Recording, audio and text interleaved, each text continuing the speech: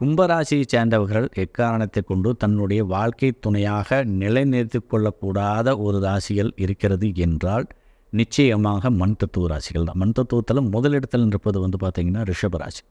இந்த ரிஷபராசியை திருமணம் செய்து கொள்ளும் பொழுது இவருடைய குடும்ப வாழ்க்கை சிரமம் நிறைந்ததாக இருக்கும். பார்த்திங்கன்னா அதிலிருந்து திருமணத்துமான பிறகு பார்த்திங்கன்னா இவர்கள் ஏதாவது ஒரு வாக்குவாதத்திலையோ அல்லது பொருளாதார ரீதியான சிக்கல்களையோ அல்லது பொருளாதார சார்ந்த இடர்பாடுகள்லையோ அதிக அளவில் மாட்டிக்கொள்வதற்குண்டான சந்தர்ப்பத்தை உருவாக்கும்.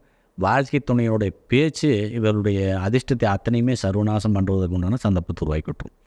இரண்டாவது இடத்துல பார்த்திங்கன்னா கன்னிராசி இருக்கிறது. ஸோ இந்த கன்னிராசி மேம்பட்ட தன்மையிலான நன்மைகளை தரக்கூடிய ராசி தான். ஆனால் இந்த கும்பராசியோடு சேரும் பொழுது டோட்டலாக இவர்களையும் அவர்களுக்கு தகுந்த மாதிரி மாற்றி இவர்களுடைய அதிர்ஷ்டம் சார்ந்த விஷயங்களையும் கேள்விக்குறியாக்கி இவருடைய முன்னேற்றத்தையும் வெகுவாக பாதிக்க வைத்து இவர்கள் ஆசைகள் லட்சியங்கள் அத்தனையும் சர்வநாசம் செய்வதற்குண்டான சந்தர்ப்பத்தை உருவாக்கி கொடுப்பாங்க. ஸோ கன்னிராசி அவர்களுக்கு தகுந்த மாதிரி இவர்களை மாற்றி இவர்களை எந்த ஒரு அடிமைத்தனமான ஒரு தன்மையில் செயல்படுவதற்குண்டான சூழ்நிலையை உருவாக்கி விட்டுருவாங்க.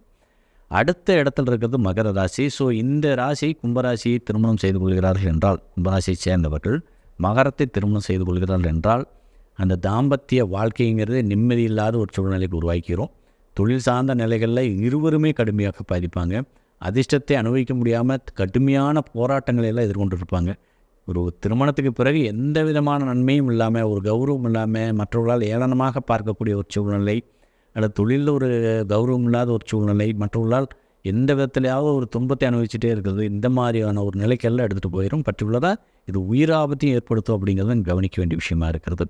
ஸோ இந்த கும்பராசியை சேர்ந்தவங்க மகர ராசியினை திருமணம் செய்து கொள்ளவே கூடாது.